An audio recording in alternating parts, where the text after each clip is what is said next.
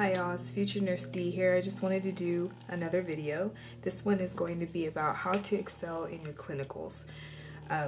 For some of you that are wondering, clinicals is when you finally do go to your assigned hospital site and put into use what it is that you've learned in your lecture or your skills lab. I don't know how your nursing program will be set up, but that's how mine was set up. Our lectures were on Monday, our skills lab was on Thursdays, and our clinical days where we were out at the hospital performing, doing what we learned as nursing students, were on Tuesdays and Wednesdays.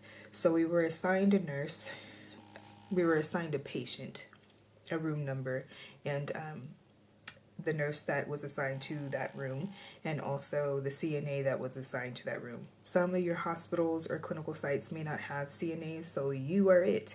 You are the CNA. So pay close attention in skills lab to all of the things that you learn, because they will utilize you heavily if they do not have CNAs. So I'm just going to run down some of the things that can help you throughout your clinical. I by no means was a guru in the clinical setting, but I realized what it was that I did wrong or could have done more of in retrospect now that the first semester is over. So this is strictly for first semester students, but if you're in a different semester in nursing school and find that some of these tips help you, feel free to utilize them. So anyway, number one, be prepared with all of the various papers that you may utilize, that your nursing program may require you to utilize while you're in clinical. So that may include a handoff report, that may include this form that you fill out strictly for your patient, and those are two different forms for us. So just make sure you have a lot of copies with you. And with that being said, it may be helpful to have that one clipboard that kind of opens and you can store papers inside, so you can easily get to the papers that you need, instead of just having it piled up and clipped on top of your clipboard. But in addition to that, number two, I would suggest that you get one of those cards, either a lanyard or something that gives you all the lab values or the normal ranges of vital signs for you to kind of reference while you're assisting your nurse with the patient. And sometimes on the clipboards they have that information on the back. I wish I had my clipboard with me so I could show you, but those are good references to utilize while you're looking up information for your patient, such as lab values, and kind of referencing, what's normal and what's not normal. Number three, get familiar with all the abbreviations. Try to, at least, kind of get familiar with all the abbreviations and the lingo that will be utilized during handoff report between the night nurse and your assigned nurse, because you can get lost in all of the language that they use, especially when you're first semester. So that's another good thing to do. Number three, get familiar with your CNAs. I found in my personal experience that the majority of the time the CNAs are a great reference. If you can, get your clinical instructor to actually set you up on a clinical day where you're just following the CNA, one of the CNAs.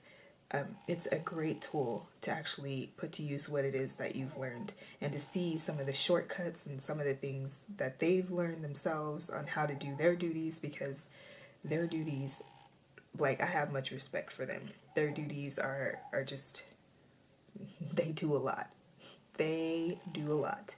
So it could really help you as a first semester student. Number four, I think everyone has this basic fear when you're in the first semester of, if you're good enough, if you're able to perform these things, if you're adequate enough in the skills that you've gotten checked off on. So try to swallow that fear. I know it's hard, but just go in with a different mindset. Don't be afraid. You know that you will be doing this for a living eventually, but try to go in with confidence in your abilities, and just know that your nurse is going to be there with you. And I'm guessing that it's like this for every nursing program, but for my nursing program, we weren't allowed to do the skills on our own anyway. So we were in the room with our nurse when we were going to perform a skill. We weren't allowed to perform the skill without her there. So the nurse will actually walk you through and bring to your remembrance, everything you need to know when you're performing a new skill that you haven't actually performed in the clinical setting, but have gotten checked off on in the skills lab. So just try to kind of deal with that fear, acknowledge it, notice that it's there, but use it to propel you forward in order to do what it is and that you need to do and become proficient at it. And before you know it, you'll be great at it. Number 6. I don't even know what number I am on, but I think it's number 6. Be prepared. So for one, we think that we need all of these different colored pens. And yes, that's great for studying if you're a visual learner, studying your lecture notes or highlighting, the PowerPoint and all that. But in the clinical setting, it's different. Make sure you have an abundance of black and blue pens, so that, you don't get them lost. It's professional to use black and blue pens, so make sure you have them on deck, more than one pen. It's happened to me where I've run out of ink and had to ask another student nurse for a pen. Utilize a small notepad. Let me check. Do I have it here? 1 second.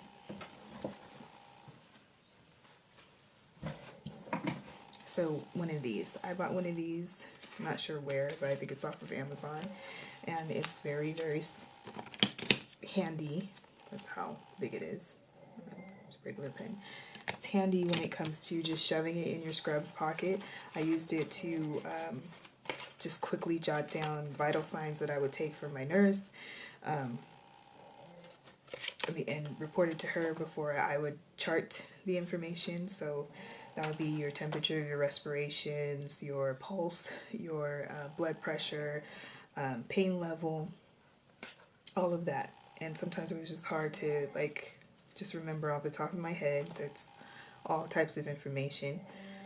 So I would use this to record that information, briefly report off to her before I would chart, in case she wanted me to take something over or something was just abnormal, and then I would go chart. So definitely shove one of these in your scrub pockets before going in, before your clinical.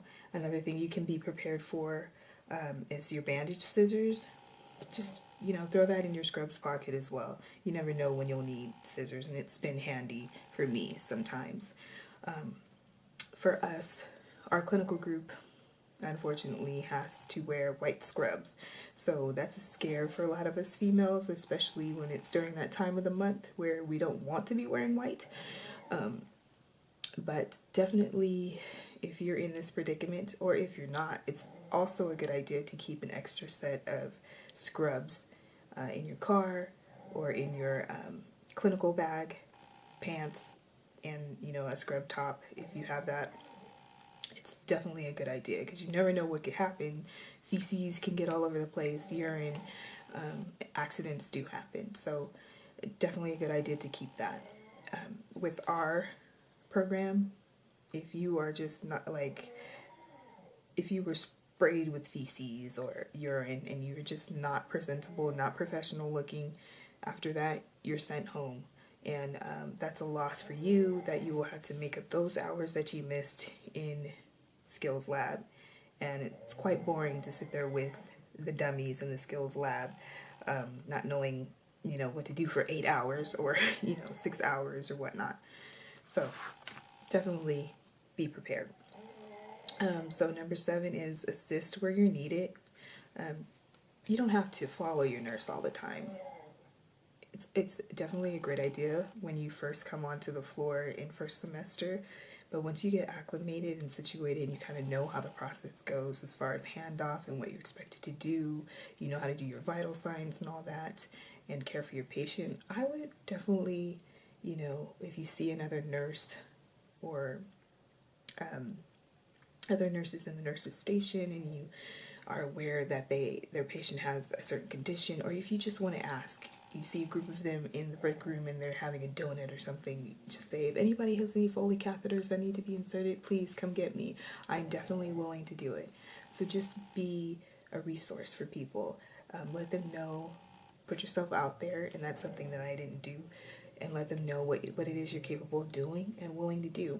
Once they see that you're a go-getter, they definitely will come get you to help them out. And definitely assist where needed as far as your nurse and your CNA. You're assigned a patient, maybe up to 2 patients. I was assigned 2 near the end of the semester, and then she saw that we were kind of struggling with getting our health assessments done for 2 patients, so she took 2 away from us and gave us 1 back. So definitely, see what other patients your nurse has, and if you are able to perform some of the skills with some of the other patients that your nurse has. So that's another good thing.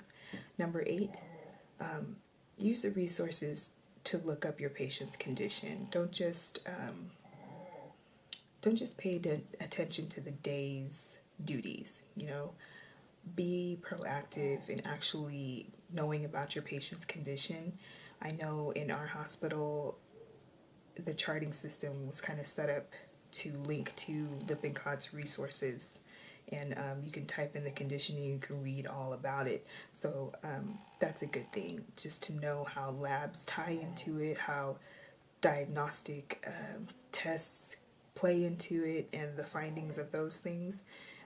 Just basically apply your knowledge to those things, and it would really help you as far as solidifying disease processes in your mind, because you actively looked it up. And sooner or later across the semester, something will definitely trigger your memory when you come across that disease process, and you'll be a definite resource and someone that's knowledgeable about that particular thing. So number 9, soak it all in. Soak it all in. That's pretty solid and self-explanatory. Just absorb it. Acknowledge the things that you've done. Don't just brush it off and think that you're not adequate enough, or you're failing in everything. Soak it all in. Soak in what nurses actually do. Soak in your experiences. Don't take any of it for granted. They are your experiences. But just basically soak it all in. Number 10, don't expect too much of yourself for the first semester. It is not unusual that first semester nursing students will be so hard on themselves. They think they have to do everything and know everything, but you have to ground yourself. Come back to this and ground yourself, knowing that this is your first semester. This may be your first month, your second month, your third month, your fourth, whatever. You just started. You cannot put that expectation on yourself to know every little thing. You are a nursling. Like, you are literally a baby in the nursing world, and you know nothing. You know nothing yet. You know very little. So kind of own that very little, and just know that you're not expected to know everything. So you shouldn't expect yourself to know everything that there is, or to be on top of everything. Give yourself little breaks and be understanding and kind to yourself. At the end of the day, always assess how you performed, because reflection is a part of the nursing process too. Just reflect on what it is that you've done. Maybe think about the things that you could do better next time, and also think about the things that you did well this time. So it's good to reflect and give yourself kudos where it's due. It's good to reflect, to give yourself constructive criticism where it's due. And like I said before, be kind to yourself, because it'll serve you well in later semesters, I believe. So like I said, these are some of the things that I wish I could have done, and some of the things that I did do. So I'm no guru. but I'm just throwing some tips out there for those of you that are about to enter your first semester. Good luck to you all. It's gonna be one heck of a ride, but I promise you that on that last day of the first semester, you will feel this sense of this overwhelming sense of accomplishment that you've actually done something. And yes, you have done it. You have done it, and you are capable of doing it. So, anyway, those are my few words of wisdom. I wish you all the best, and see you in the next video. Bye.